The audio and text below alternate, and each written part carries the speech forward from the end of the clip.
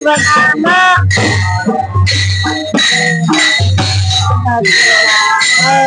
देवदत्ता शिवनाम नाम वाचे वदता शिवनाम तयान बांधी क्रोध काम तयान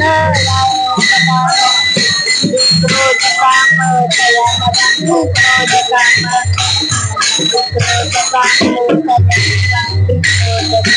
धर्म अर्थ काम मोक्ष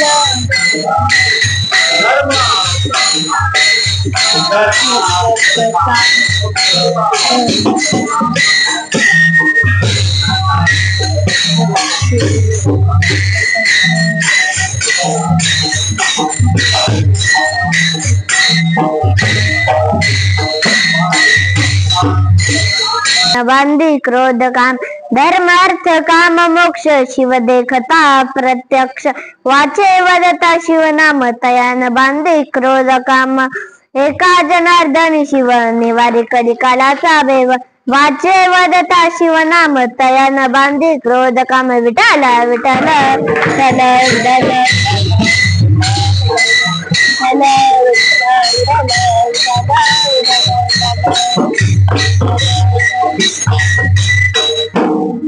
महायोग पिते तथेति मरात्यं वरं पुंडलिकाय धातोनिन्द्रे तमगत्यन्तिष्ठन्तमानन्दकन्दं परं ब्रह्मलिंगं भजे पाण्डुरंग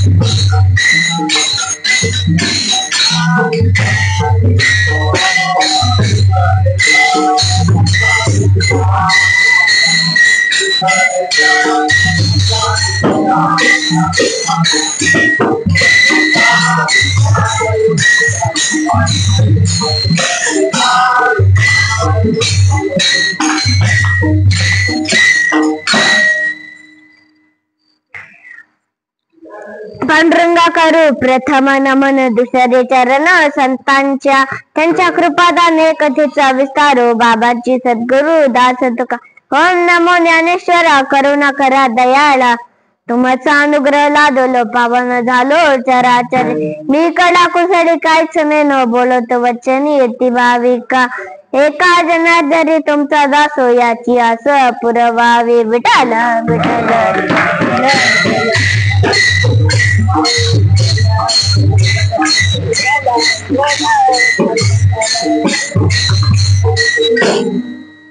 प्राप्त प्रसंग प्राप्त स्थळी या नागेश मंदिरात चालू असलेली ही कीर्तन रूपी सेवा चौथ्या सोमवारी टाळकळी आणि हे सर्व टाळकळी मालकळी संयोजक नियोजक आयोजक यांच्या सगळ्यांच्या सहकार्याने व तसेच मंडपात बसणारे मंडपात न बसणारे दारू पिणारे दारू न पिणारे तंबाखू खाणारे तंबाखू न खाणारे गावाचा विकास कशा प्रकारे यासाठी जगणारे व गाव कसं खड्ड्यात येण्यासाठी सगळं रात्र जागून हडाची काढा करून कष्ट करणारे त्यांच्या सगळ्यांच्या कृपाशीर्वादाने व तसेच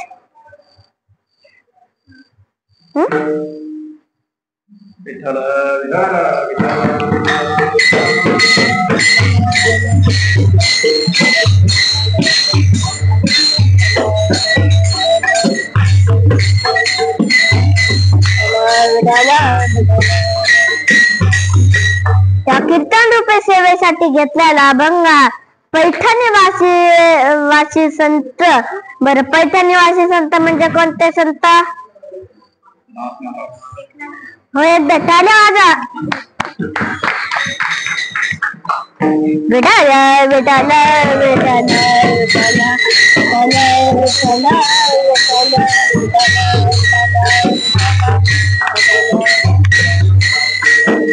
हो पण एकनाथ महाराजांनी अभंगातून काय सांगायचंय शिव भोला चक्रवर्ती त्याचे पाय माझे चित्ते. म्हणजे शिवा भोला बापडा दयाळू सर्वश्रेष्ठ आहे. माझे संपूर्ण मन त्यांच्या पायापाशी साधलेलं आहे. वाचे देता शिवनाम तया न बांधी क्रोध काम. म्हणजे तो शिवनामाचा जप करतो तर तो काम क्रोध करत नाही. धर्मार्थ काम मोक्ष शिव देखता प्रत्यक्ष. जर आपण धर्म अर्थ काम मोक्ष जर केलं तर शंकर मध्ये आपल्याला प्रत्यक्ष येऊन भेटणार.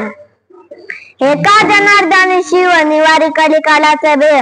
जर आपण शिवनामाचं जप केलं तर शंकर मध्ये आपल्या मनामधली भीती निघून घालतील. विठाल विठाल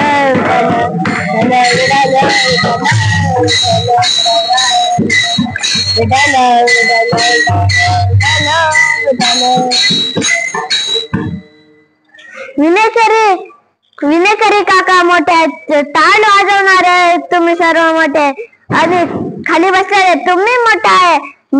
मंडप मोठा आहे. सर्वजण मोठे आहे. फक्त कीर्तनकार छोटा आहे. विठ्ठल विठ्ठल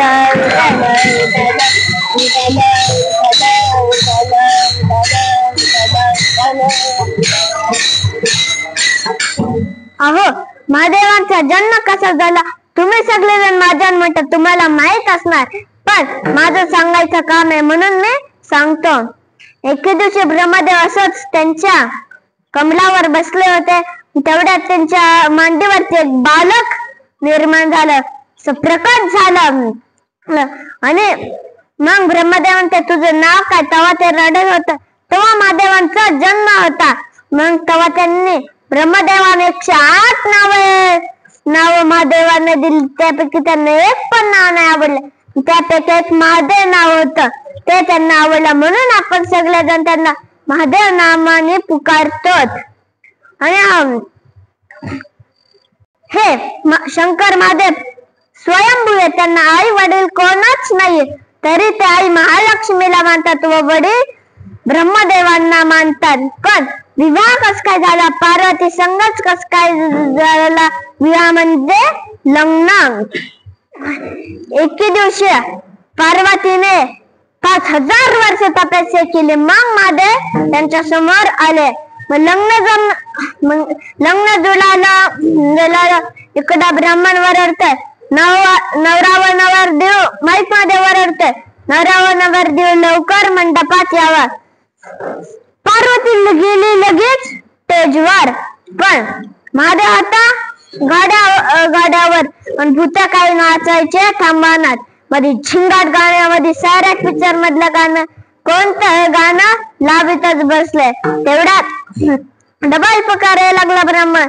नवरदेवानी लवकर स्टेजवर यावे. नवरी आलेली आहे. पण तेवढ्यात पार्वतीने काढला आपला मोबाईल आणि लगेच महादेवाचा नंबर डायल केला आणि त्याला फोन केला आणि म्हणाले हॅलो लवकर तुम्ही स्टेजवर यायचं असल्या तरी नाहीतर मी घरी निघून जाईल. तेवढ्यात त्याने डीजे थांबवा मला लवकर राहून द्या नाहीतर माझी बायको जाईल. ते म्हणा त्याच्यातलं एक लय चंगराट गडी होता. भूत होता. महादेवांच्या सैनिक कोण भूत ते वर हात केला आणि म्हणाले थांबा नका जाऊ आम्ही नाचायचं करे. तेव्हा महादेव म्हणते तुम्ही सगळेजण नाचल्याशिवाय कोणताच लग्नात जुळणार नाही.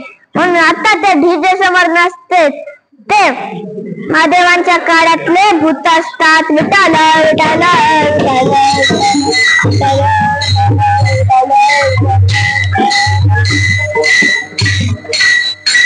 मग महादेव गेले स्टेजवर. ब्रह्माने पुकारले गंगा सिंधू सरस्वती यमुना गोदावरी कावेरी शरयू महेंद्र तनया चर्मनवती वेदिका. हे लग्न नाही कीर्तन चालू. विठाल विठाल विठाल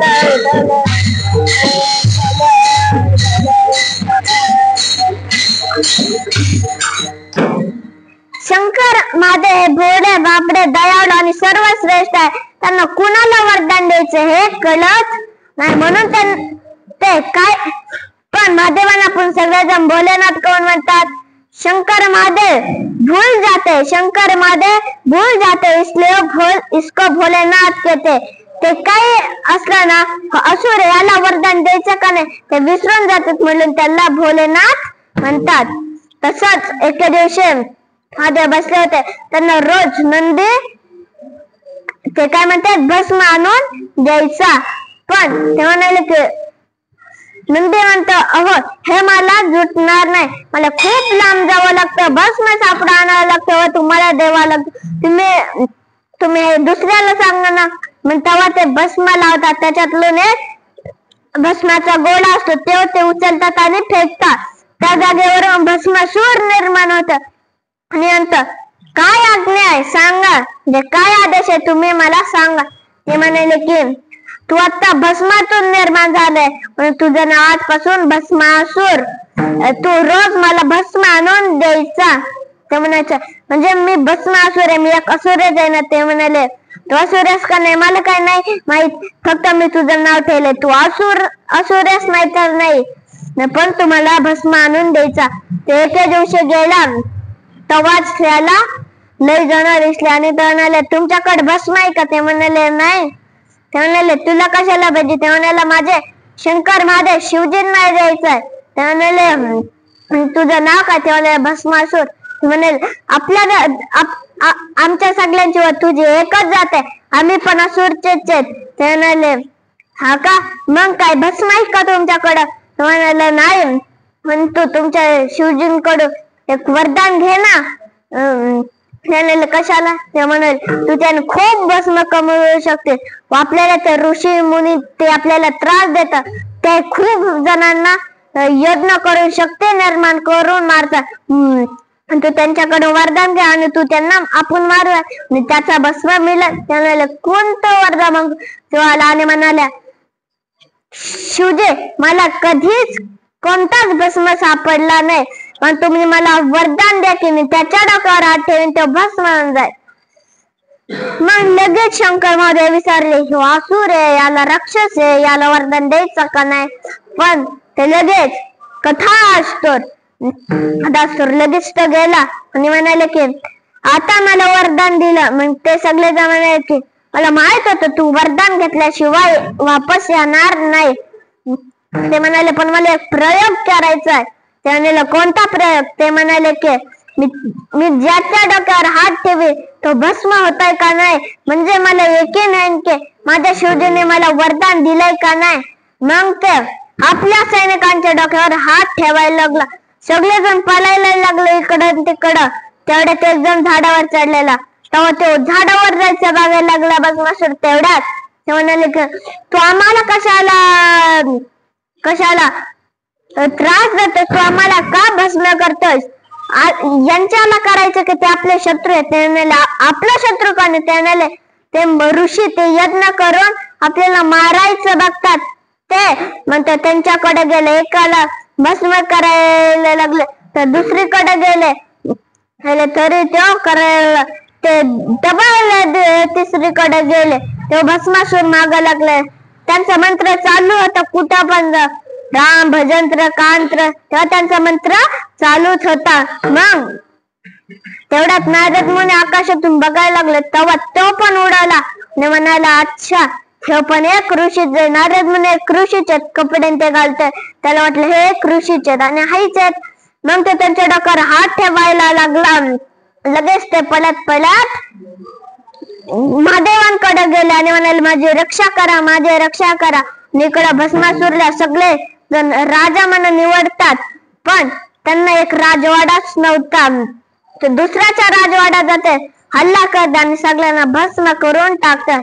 आणि तो राजा होता. मग तेवढ्यात नारद मुनी सांगतो हो तुमचा तो भस्मासूर माझ्या माग लागलेला तो कुणाला पण भस्म करतो, ऋषींना प्राण्यांना कोणत्या चांगल्या वाईट प्राणी बघतच नाही, कुणाला पण तो भस्म करायला लागला. मग लगेच महादेव राहिले भस्मासूर इतर असे जोरात रडले आणि लगेच भस्मासूर आला. पार्वती जवळ होते आणि तो एक राक्षस. ते म्हणाले पार्वतीला ते म्हणाले ही सुंदरी कोण है, हिच्या संग मैं शादी करूंगा और इसको राजकुमार बनूंगा और मैं राजकुमारा बनूंगा. तेव्हा माझ्यानं लय कडक राग आला आणि म्हणाले ही माझी बायको आहे, ही पार्वती माझी बायको आहे. ते म्हणाले अच्छा तुम्हाला मार हिला माझी बायको करून. त्याने मग मी तुला भस्म करून टाकेन. तेव्हा भस्मासुर म्हणाले आधी तुम्ही भस्म करायचं काम करीत होता, आता ते काम माझ्याकडे आले. मग लगेच महादेवांनाच भस्म काढायला गेला. त्यांचा सेवक त्यांनाच भस्म करायला. तेवढ्यात नारद मुनी जोरात ओरडताय महादेव भाग जा, म्हणजे महादेव तुम्ही पळून जा. महादेव इकडे पडले ते त्यांच्या माग भस्मासूर. किती वेळ झालं त्यांच्या मागचा भस्मासूर काय थांबानाच. हेच नारद मुनी विष्णुदेवांना सांगितलं आणि महादेव इकडे पळत एका जागेवर एक वृक्ष घेऊन थांबले, म्हणजे एका झाडाचं रूप घेतलं. लगेच विष्णुदेव एका सुंदर स्त्रीचा अवतार घेतला आणि मोहिनीचा अवतार घेतला आणि म्हणाले की तेवढ्यात भस्मासूर झाले आडा. पूर्ण बघितल्याने लगेच नको पण येडा होऊन जात. मग ते झाले आडा आणि म्हणाले की तू माझ्या संग लग्न करशील का? आपण दोघं लग्न करतो, तुला मी राजकुमार कर आणि मी राजकुमार आहे. ते म्हणाले बरं काही नाही, पण तुला एका झाडापाशी म्हणजे ते माझं झाडापाशी तू नृत्य करायचं म्हणजे नाचायचं.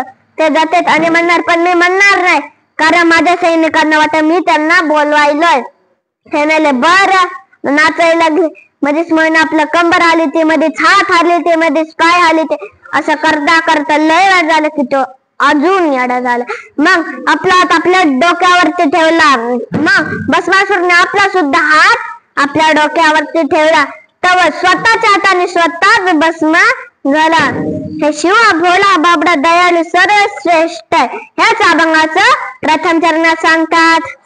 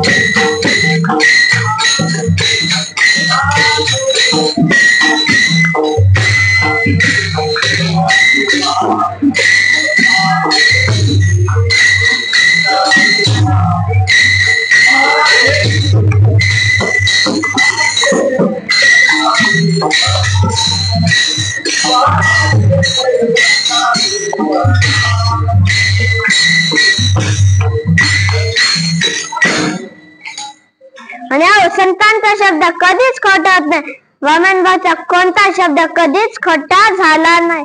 तसेच ते एका गावात गेले, त्याने विचारलं सगळं नीट आहे का? सगळं नीट आहे, पण त्याच्यातला एक माणूस म्हणला हो वामनभाऊ सगळं ठीक आहे, पण एक खटाडा खूप त्रास देतो. खटाडा म्हणजे माहिती पिसाळलेला बैल. तेवढा तो तिथंच येतो आणि वामनभाऊ त्याच्याकडे इशारा करते. त्याने म्हणाले तोच बैल आहे का? त्याने हा तोच बैल आहे, तुम्ही त्याच्याकडे जाऊ नका. तरी वामन भाऊ ऐकलं नाही. एक एक पाऊल त्यांच्याकडे जात आणि ते एक एक पाऊल यांच्याकडे येतात.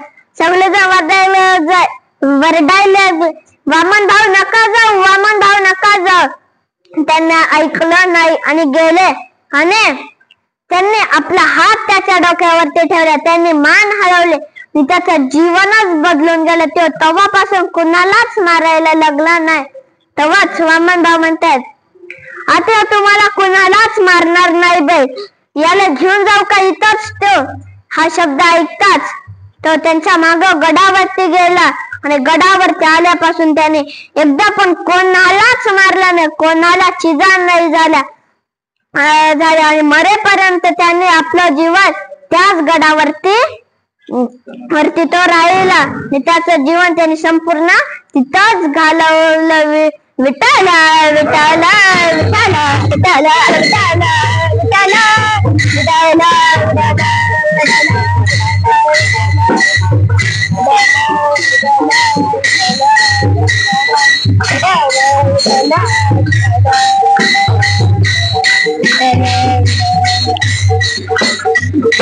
नामस्मरण करा. नामस्मरण केल्यावर आपण संसारातून मुक्त होता. आपल्याला कशाचीच अडचण येत नाही.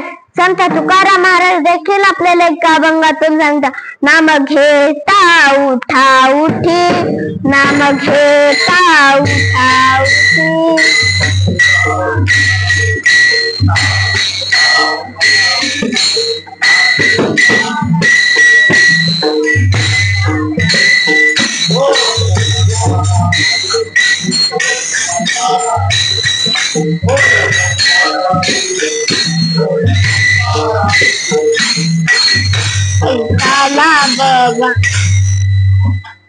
आणि तसेच एक उदाहरण देखील सांगतो. भक्त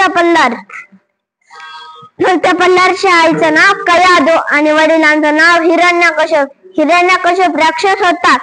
त्याला विष्णुदेव नारायण ते आवडत नव्हते, पण त्याने एकदा ठरवले आपण ब्रह्मदेवांची एकदा तपस्याच कर. ते निघाले, पण जाताना एक दगड दिसला, त्याच्यावर ठळठळीत नाव होतं नारायण. मग त्याला लय राग आला. तो आला तेवढ्यात कयादू त्याचे बायका म्हणते, काय झालं, तुम्ही इतका लवकर कस काय आला? तुम्ही तपस्या करायला गेलतात ना. त्याने सांगितलं सगळं, असं झालं तसं झालं. तेवढ्यात त्याचे बायकोला खूप देवाचा आणि त्याचा छंद होता, म्हणजे आवड होते. मग तिने म्हणाले, कोणता दगड होता, कसा होता, कोणता ना, असं त्याने प्रश्न विचारतात. दोघांनी 108 वेळेस नामस्मरण केलं. तर दुसऱ्या शॉर्टकट रस्त्याने गेला, ब्रह्मदेवांचं नामस्मरण केलं. ब्रह्मदेव प्रकट झाले. ते म्हणाले की मला वरदान द्या की ना आकाशात ना जमिनीवर माझं मरण नाही, ना घरात ना घराच्या बाहेर मरण ना आगीत ना पाणीत माझं मरण नाही, ना पक्षी ना प्राणी मला मारू शकत नाही, देव ना माणूस मला मारूच शकत नाही, असं त्याने वरदान घेतलं. मग आणि तो हे पण म्हणलेला, दिवस ना रात्र पण मला मरण येणार नाही, म्हणजे त्याला मृत्यूच नाही पाहिजे होता. मग त्याने ठरवलं, आता तो नामस्मरण देवाचं करेन, त्याला मी मारणार. तेव्हाच त्याला भक्त पल्लार नावाचा मुलगा जन्मी आला. तो नुसतं भजनच करायचं, नारायण नारायण ओम भगवते वासुदेवाय, हे त्याच्या तांडातून नामस्मरण चालूच असायचं. हे हिरण्याला कळलं. मग त्याने ठरवलं, आता आपण याला मारायचंच. मग त्याने उकळता कढईमध्ये टाकलं तरी विष्णुदेवांनी येऊन वाचवलं. सापाच्या खोलीमध्ये टाकलं तरी विष्णुदेवांनी येऊन वाचवलं. जेवणामध्ये विष काढलेलं तरी विष्णुदेवांनी वाचवलं. उंच कडावरून समुद्रात टाकून दिलं तरी विष्णुदेवांनी येऊन वाचवलं. हातीच्या पायाखाली घातलं तरी विष्णुदेवांनी येऊन वाचवलं. काय झालं पण काय, भक्त पल्लारला मरण येईना. मग त्याने आपली बाई होलिकाची मदत घेतली. त्याने तिला बोलावलं. ती आली आणि तिला आगीत पाठवलं. तिला पण वरदान होतं, तिला आगीत मरण नाही. ती गेली आणि तिच्या मांडीवर भक्त पल्लार, तरी त्याचं नामस्मरण चालूच होतं. ओम भगवते वासुदेवाय, त्याचं नामस्मरण चालूच नसतं. हिरण्यकश्यपला राग आला, पण विष्णुदेवांनी इतकी कडक आग केली, इतकी म्हणजे इतकी कडक आग केली, त्याच्यात होलिका सुद्धा जळून जायला लागले. आणि भक्त पल्लार होतं, त्याला सगळं कडं लावलं. त्याला वाटत सुद्धा नव्हतं आपण आगीत गेलेलो, त्याला काहीच होईना. पण होलिका काय जळूनच गेले. हिरण्यकश्यपने मग म्हणला की कुठे तुझा विष्णू, सांग. त्याने एका खांबाकड बोट केलं. ते म्हणाले, त्याच्यात माझा विष्णू आहे. मग त्यांनी त्या खांबाला आग लावली आणि भक्त पल्लारला बांधलं. तो खांब इतका गार सटक झाला आणि तरी त्याचं नामस्मरण चालू, ओम भगवते वासुदेवाय. त्याच्यातून विष्णुदेवाने नरसिंहाचा अवतार घेतला. त्या खांबच त्या फुटला आणि त्याच्यातून नरसिंह म्हणजे विष्णुदेव बाहेर आले, नरसिंहाचा अवतार घेऊन. आणि त्याला मारायला लागला. जोरदार युद्ध चालू झालं. तेवढे हिरण्यकश्यप जोरदार हसायला लागले. तेवढ्यात हिरण्यकश्यप इतका जोरात हसायला लागला. नरसिंह म्हणतो, काय झालं तू इतका जोरात कमळ हसतास? आता तुझं मरण जवळ असते मग कोण हसत असतं का? ते म्हणाला, मला मरणच येणार नाही. ते म्हणाले, कस काय?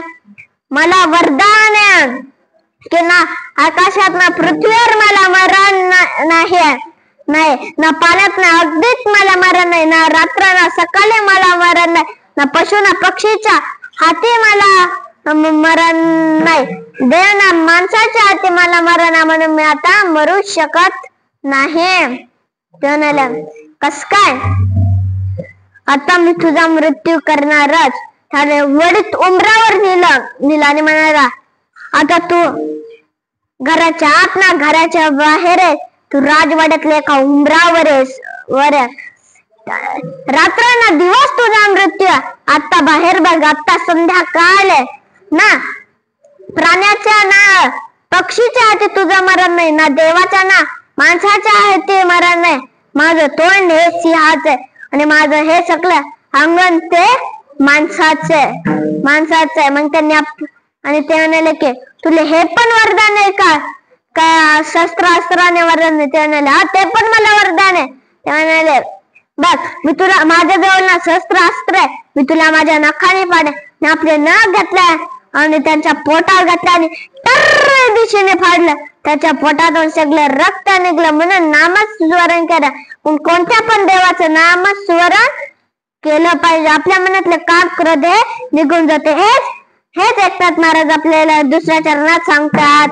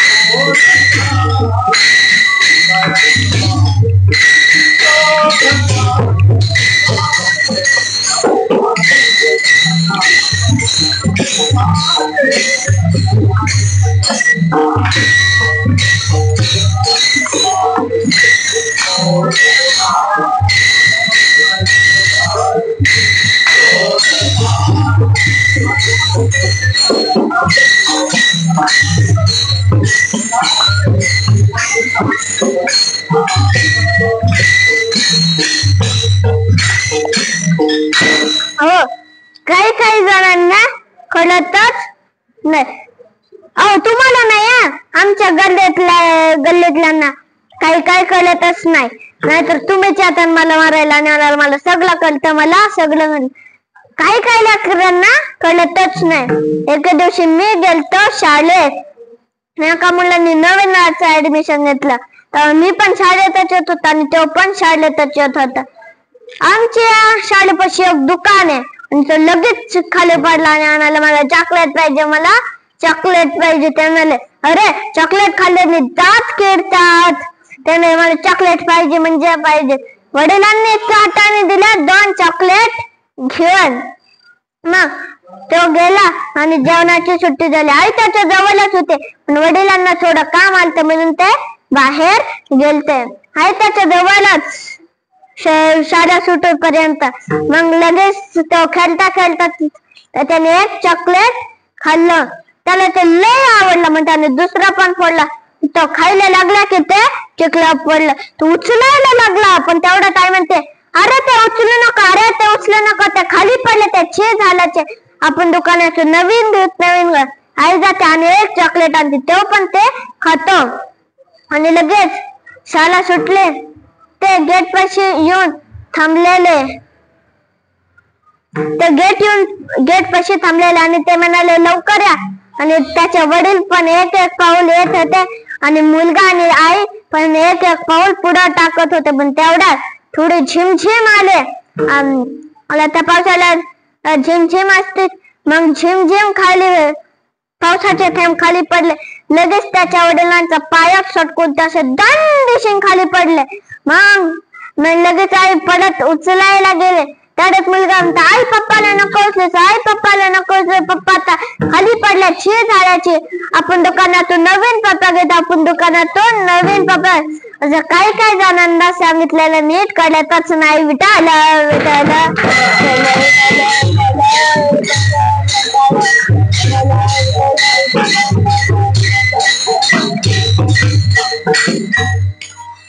दारोड्यांना कळतच नाही आपण कुठं आहेत, कधी गेलो, किती वाजलेत हे कळतच नाही. तसाच एक दारोडा होता. चपटे माहिती का तुम्हाला? चपटे म्हणजे दारू पिला ना मध्येच चिकडा पाय जात, मध्येच तिकडा पाय जात, मध्येच पाय लांबीत, मध्ये चिखलात कुठं पडत ते प्यायचं म्हणजे दारू. मग एक जण चपटी टाकून आला म्हणजे दारू पिऊन आला. झुलत घरी आला.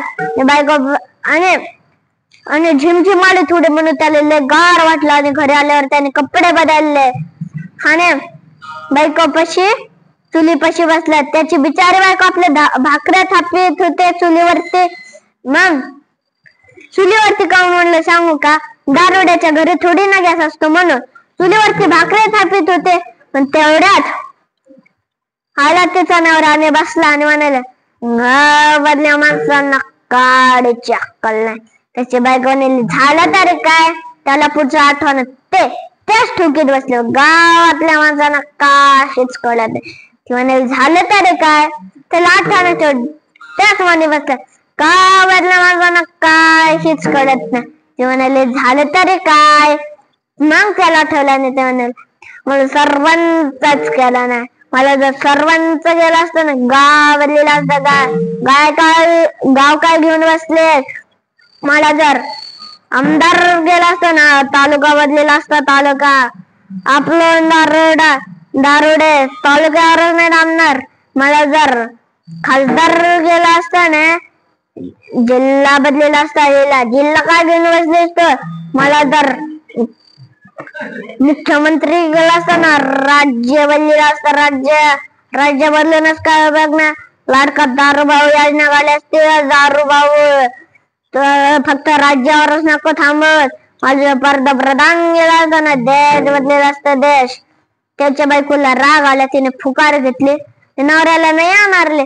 माग सरकले आणि तंदेशीन खाली आपटले आणि आले. अरे पिस्तोल्यातून निघाला. गाव बदलायला, तालुका बदलायला, जिल्हा बदलायला, राज्य बदलायला, देश बदलायला. पहिल्यांदा तुझं धोतर म्हणून माझं परकर घातलंय तेव्हा पहिल्यांदा बदल. म्हणून दारू पेल्यावर असं काही पण होतं. म्हणून दारू पिऊ नका. विटाला विटाला विटाला विटाला विटाला विटाला विटाला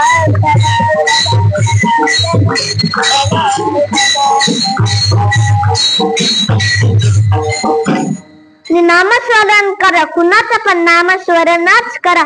नामस्मरण केलं ना पाहिजे तितकं आपल्याला मिळत. म्हणून नामस्मरण करा. काय पाहिजे आपल्याला ते मिळणारच. म्हणून तुम्ही सगळेजण नामस्मरण करा. कुणासारखं करायचं? उपमन्यू सारखं. तो गावात भिक्षांते मागत होता. पण ते गावामध्ये होते तेव्हाच त्यांच्या वडिलांचं नाव व्याघ्रपाद. त्यांचा मृत्यू झाला म्हणून ते आपल्या गावाकडे गेले. गावाकडे म्हणजे आपल्या मामा मामीच्या घरी गेले उपमन्यू. आणि ते तिथं राहायला लागले. पण तिच्या मामी ना 3-4 दिवस पाहिजे ना तितकं खाऊन दिलं. पण मध्येच काय झालं, त्याने तिला एक दुधाचा घास ते नाही दिलं. तिला रोज उपाशीच राहावं लागतं. पण ते एका दिवशी मामाकडे गेले. मामाने मिठाई दिले आणि तो घ्यायला लागला तर लगेच त्याची खडूस मामी आली आणि लगेच उचलला येणारे. कसले तर तुम्ही स्वतःच्या मुलाचं बघायच्या ऐवजी दुसऱ्याच्या मुलाला देतात. पहिल्यांदा मी माझ्याच मुलाची देत असते. वाईटांना नाही देत. त्याने माझा बच्चा काही वाईट आहे? बच्चा कधी वाईट असतो? माझ्या बहिणीचा मुलगा काही वाईट आहे? त्याने तुम्ही चला आत. तेवढ्यात ते थोडं रडायला लागले. मग एके दिवशी ते असंच होते. ते मग त्या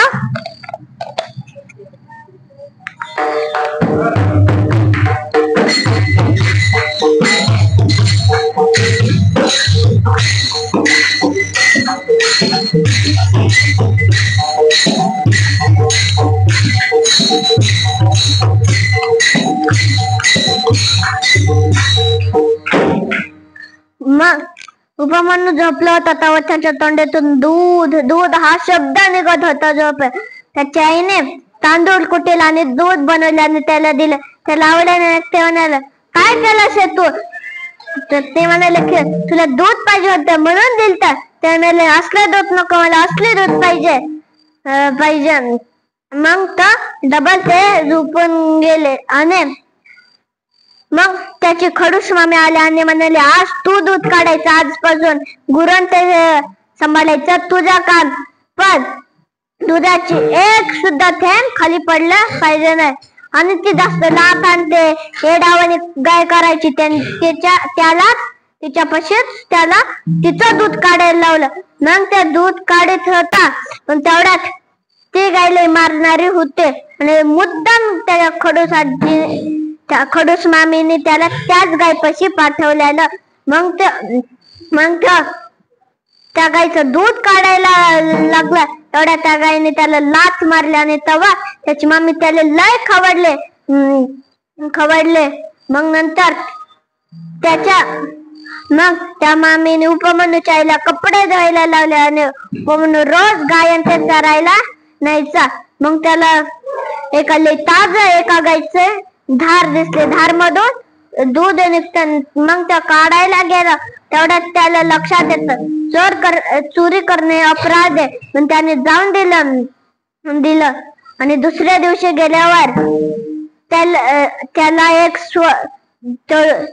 स्वप्न पडलेलं रात्री. मग त्याला ते लक्षात आलं की त्या स्वप्नात सांगितलेलं त्याच्या आईने, तू कधीतरी शिवजीची तपस्या कर. तर लगेच म्हणतात, तर तुम्ही सगळे लवकर घरी जा, लवकर. आता मला जायचंय. मग तो जायला लागलो आणि त्याच्या मागे काली गाय, ती काळ्या रंगाची होती म्हणून तिचं नाव होतं काली गाय. मग ते दुसरीकडे गेले, पण त्यांना एक शिवजीची पिंड दिसले, त्याच्यावर गवत होते. मग उपमन्यूने नीट बघितलं तर ते शिवजीचे पिंड निघाले. त्यांनी त्याच्यावर असे गवत जोरात उपटले आणि दुसरीकडे गेला. एका रानातून फुलं तोडून आणले आणि त्याच्यावर टाकले. काळी गायीने त्याच्यावर दूध दिलं. महादेवाच्या पिंडावर काय टाकतं? दूध. त्याच्यावर दूध टाकलं, धारीतून दूध निघतं. ते दूध त्या पिंडीवरती टाकल्यानंतर फुलान ते टाकलं. मग तेवढ्या त्याची मामी म्हणते, सगळे गाय आलेत, माझ्या काळी गाय कुठे? तेवढ्या त्याच्या म्हणते, माझं उपमन्यू पण नाही. त्याने तुझं उपमन्यू जाऊन दे, त्यानेच माझी काळी गाय चोरून नेली असं. मग ती लय उशिरा मागून काळी गाय येते दूध घेऊन. मग ती तिथं येते. त्याने हायशा आता शिकालं, कुठे घेऊन गेलता माझी काळी गाय? तुझा पोरगा जाऊन दे. मग तो लांब पर्यंत गेला. त्याने तिथं तपस्या चालू केली. ओम नमः शिवाय, ओम नमः शिवाय अशी त्याची तपस्या चालू होती. पण मध्ये म्हणाले की शिव किती दिवस झाले मुलगा तपस्या करतोय, पण त्याने आता परीक्षा घ्यायची ठरवली. देवांची ते तपस्या करायला लागले, परीक्षा पास करावी लागते. त्याने इंद्रदेवाचा रूप धारण केला आणि ते तिथं गेले. आणि त्याने आखे खोलं. त्याला वाटलं महादेवाला. त्याने, तुम्ही कोण इंद्रदेव? तुम्ही माझी तपस्या का भंग केली? मी माझी शिवजीची तपस्या करीत होतो, मी तुम्हाला बोलायलाच नाही. मी माझ्या शिवजीची तपस्या करतोय. ते नुसतं त्याची तपस्या तो नुसतं करीत राहायचा.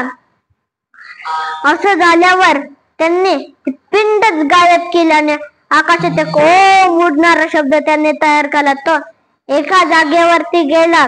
तिथं असे 4 भिंती तयार झाल्या. आता एक पिंड तो आत गेला आणि तिथं तपस्या करायला लागला. तेवढ्या त्यांनी आग लावले महादेवाने, पण ते इंद्रदेवांच्या रूपामध्ये होते.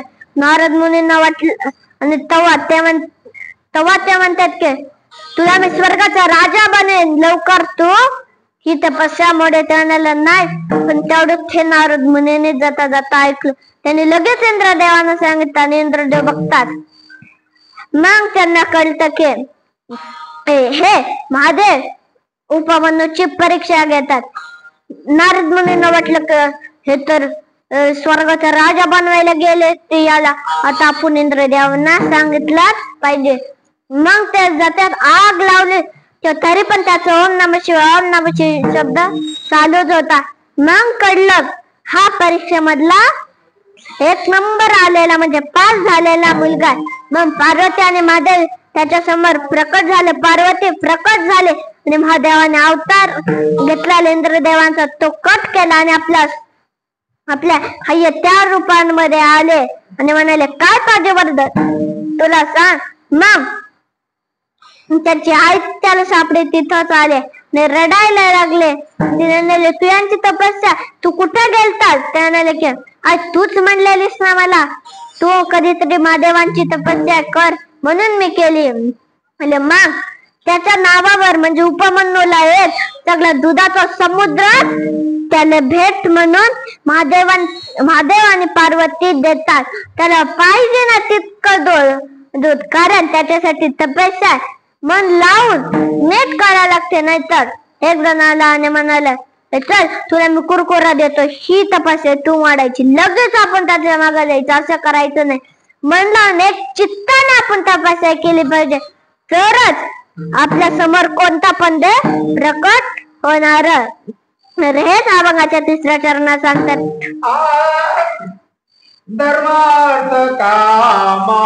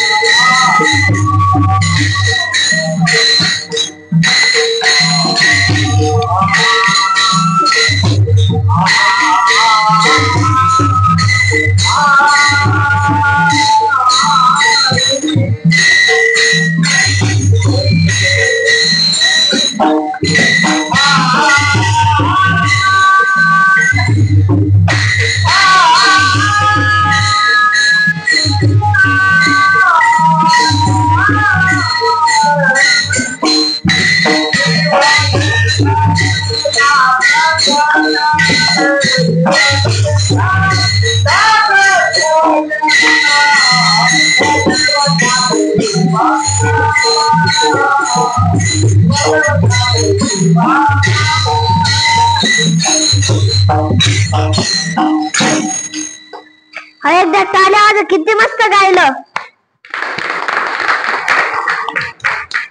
आणि आठवलं म्हणून सांगतो. एके दिवशी मी दुसरीकडे माझं कीर्तन होतं, तिथंच असे महादेवाचं मंदिर आणि पिंड होत. मग मी हाच अभंग घेतलेला. त्यांना पहिल्या चरणाला काही आठवलंच असं नाही. ते म्हणाले, शिव भोळा चक्रवर्ती, शिव भोळा चक्रवर्ती, त्याची माय माझी चुलती, त्याची माय माझी चुलती. असं कुठं गेलं ना लोकांना काही कळतच नाही. अजून एकाकडे गेलतो आणि तिकडं घेतलेलं, मोगरा फुलाला, मोगरा फुलाला, हा अभंग तिथं घेतलेला. तिथं म्हणाले, मोकार फुगाला, मोकार फुगाला. असं काही काही ना लक्षातच येत नाही. पण आता आठवल्या म्हणून सांगितलं, विठाल विठाल.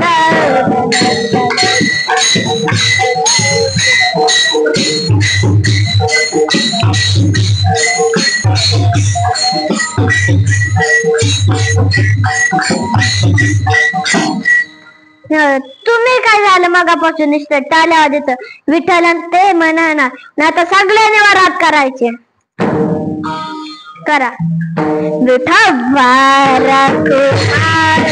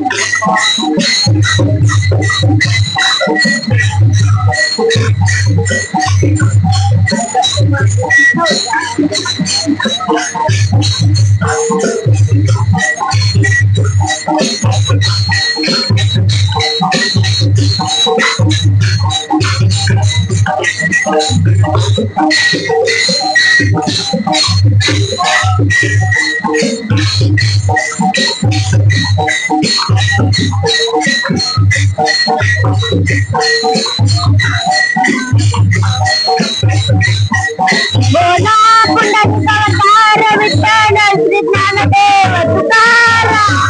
पंढरीनाथ भगवान की जय. वाली सारेश्वर महाराज की जय. शांती एकनाथ महाराज की जय. संत तुकाराम महाराज की जय. संत एकनाथ महाराज की जय. हर हर महादेव.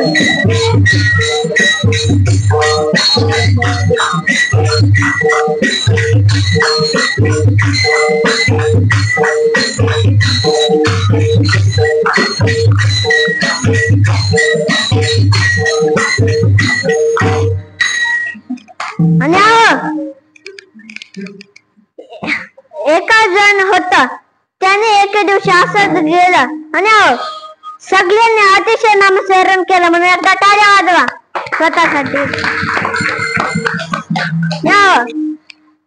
काही कड गेलं ना, मी तर नामस्मरण केलं, दुसऱ्याने नाही केलं तर त्यालाच पुण्य लागणार नाही. त्यात माझं काय जात तसं त्या उदाहरण सांगतो. एक होता माणूस, त्याने नगर मधलं 500 रुपये रेल्वेचं तिकीट काढलं आणि हळूच बाहेर उतरला.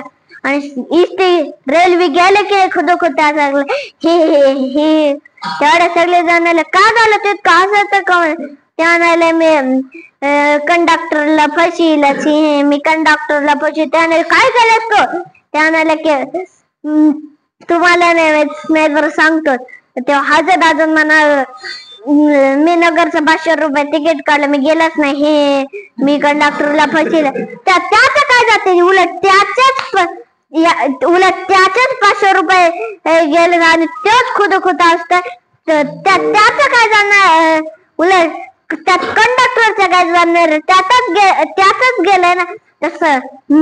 तसं तुम्ही टाळ्या नाही वाजले आणि तुम्हीच असलात तर तुम्हीच टाळ्या नाही वाजले, तुम्हालाच पुण्य नाही लागणार. तर त्याच्यात माझं काय जातंय. विठाल विठाल विठाल.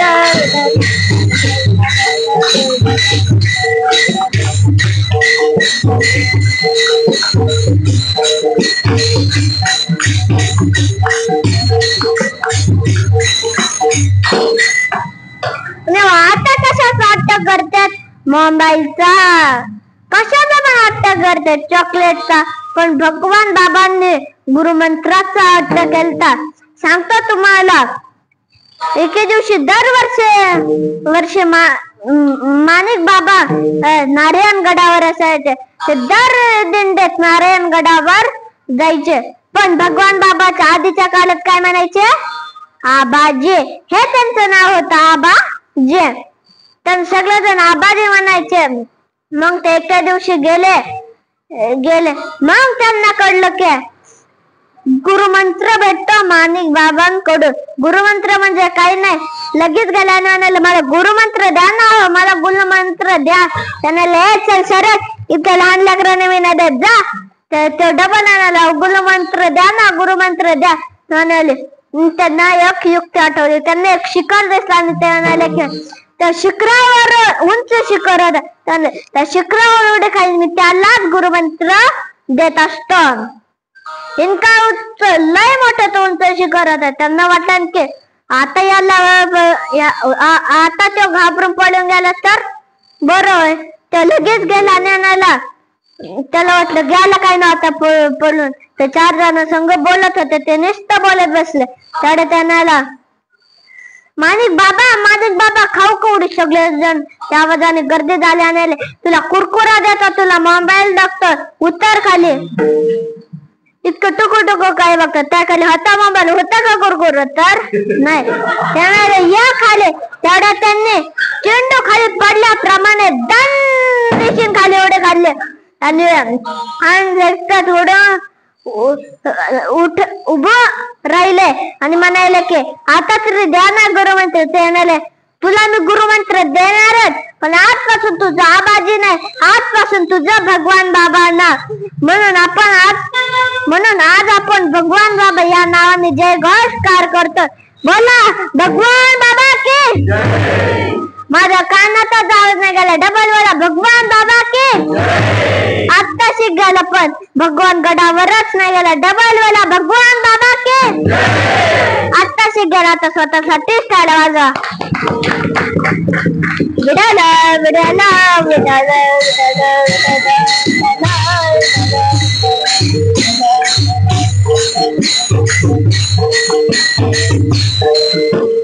आणि दुसऱ्या अध्यायामध्ये ज्ञानेश्वर माऊली देखील आपल्याला सांगतात, बपितला बोली बोली जे मितला पावले चाली जे निद्रेही मानू तुझे अवसरे के. पण ज्ञानेश्वर माऊलींना ह्या ओळीमध्ये आपल्याला सांगायचं तरी काय? बपितला बोली बोली जे म्हणजे आपण मापात बोललं पाहिजे. मितला पावले चाली जे म्हणजे आपण मापात पावलं टाकून चाललं पाहिजे. नाही तर आता माणसाची स्पीड गाड्यांसारखी, हे गाडीकडे जोरात पडत गेले तर आपण त्याच्या मागे जायचं. गाडी जर इतक्या स्पीड इकडे पडले तर माणूस इकडे पडला. म्हणून आपण मापात पावलं टाकून चाललं पाहिजे. मित्र मानू जावसारे म्हणजे आपण मापात झोप घेतली पाहिजे. नाही जर आपण रात्री 7 वाजता झोपला आणि सकाळी 7 वाजता शाळा असली तर आपण मुद्दा 9-10 उठायचं आणि उशिरा जायचं. हे असतं का? नाही. म्हणून आपण मापात उठलं पाहिजे आणि मापात झोप घेतले पाहिजे. अवसर आहे की आपण हे सगळे नियम पाळले पाहिजे, पण आपण पाळत नाही. तसंच तुम्हाला एक उदाहरण देखील सांगतो. एका ब्राह्मणाला 4 मुली होता. 1, 2, 3 तीन मुली सगळ्यात मोठ्या होत्या. पण एक छोटी 4थी मुलगी लय छोटी होते, पण तिला काही बोलताच येत नव्हतं. पण तिन्हीला बोलता येत होतं, पण ते तिघा पण बोबड्याच होत्या. तिला बोलताच येत नव्हतं. तर म्हणाले की आता मी 4-5 महिन्यासाठी दुसरीकडे चाललोय. म्हणते तिकडं 4-5 महिन्यासाठी जातात. ब्राह्मण लग्न लावून देतो, वासनू शांतीला जातो आणि तसं खूप पैसा कमवून येतो. तर त्याची छोटी मुलगी होती, ती आता लय मोठी झाली होती. त्याने तेवढ्यात ते अंगणामध्ये खेळत होते. तेवढ्या तिच्या पायाला मुंगला चावतात. छोट्या मुलीचा लगेच खेळते, आज माझ्या पुंगाला मुंगा चावला रे चावला.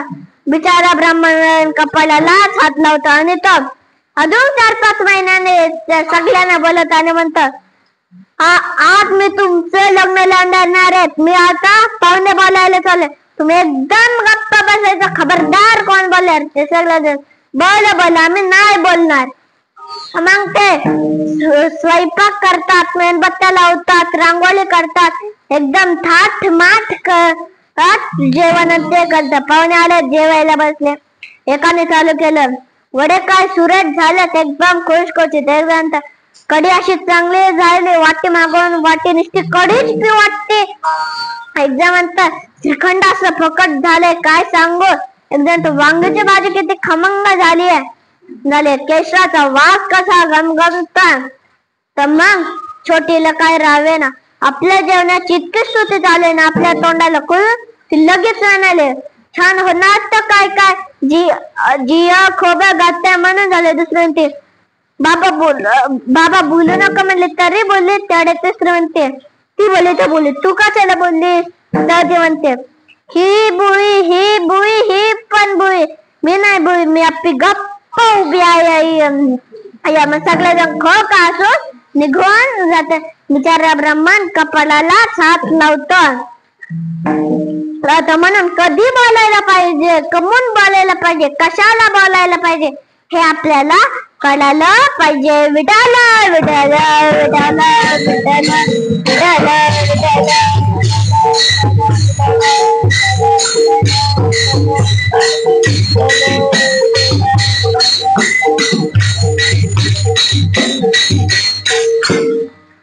आई वडिलांची सेवा करा. आई वडिलांच्या पायापाशी संपूर्ण विश्व सामायलेलं असतं. म्हणून जाता जाता तुम्हाला आई वडिलांचं महत्व सांगून जात. पहिले तुम्ही सांगा, गणेशाची आई कोण. वडील आणि भाऊ. मग कार्तिक काय आणि गणपती हे दोघांचे एकदा भांडण झाले छोट्याच कारणाने. मग ते भांडण करून आई वडिलांकडे जातात आणि म्हणतात आमच्या दोघांपैकी पहिलवान कोण आहे तुम्हीच सांगा. त्याने मग त्यांना तेवढ्यात ते महादेव नारद मुनीला बोलवतात. ते आले आणि म्हणाले तुमच्या दोघांपैकी पहिलवान कोण आहे हे मला पण माहित नाही, पण ते सगळ्या पृथ्वीला 3 एडे घालून तेच सगळ्यात पहिलवान तुमच्या दोघांपैकी. मग कार्तिक स्वामी लगेच आपल्या वाहनावर म्हणजे कार्तिक स्वामी मोरावर बसून स्वार होऊन जातात. आपले गणपती बाप्पा विचार करतात ह्या पुटुकल्या उंदरावर बसून कस काय आपण पृथ्वीला 3 एडे घालू शकतो.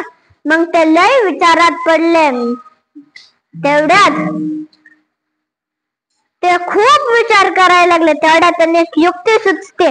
ते आपल्या आई वडिलांना नमस्कार करतात, 3 एडे घालतात आणि साष्टांग नमस्कार घालतात. साष्टांग नमस्कार म्हणजे असं झोपून नमस्कार करणे, म्हणजे असं झोपायचं आणि असा हात ठेवायचा, त्याला म्हणतात साष्टांग नमस्कार. तो आपल्या गणपती बाप्पांनी घातला व असंच आपल्या उंदरासंग खेळत थांबले. कार्तिकेय स्वामी मोरावर बसून आले आणि आज मी जिंकलो आणि ते म्हणाले आई बाबा मी जिंकलो का नाही, खरंच आहे ना. तेवढ्यात कार्तिक जिंकला म्हणण्याच्या आताच गणपती पुढे म्हणतो थांबा दादा जिंकलाच नाही, मीच जिंकला. सगळे जण म्हणाले तू कस का जिंकलास. तेव्हाच गणपती म्हणतो आई वडिलांच्या पायापाशी संपूर्ण विश्व सामावलेलं असतं, म्हणून त्यांना नमस्कार केला म्हणजे सगळ्या पृथ्वीलाच 3 एडे घातले का नाही. मग म्हणते गणपतीची युक्ती आहे एकदम खरी आहे. म्हणून आई वडिलांच्या पायापाशी संपूर्ण विश्व सामावलेलं असतं, म्हणून आई वडिलांची सेवा करा. आता टाइम होत चालला म्हणून माझी कीर्तन रूपी सेवा याच ठिकाणी समाप्त करतो. ज्ञानेश्वर माऊली ज्ञानराज माऊली तुकाराम.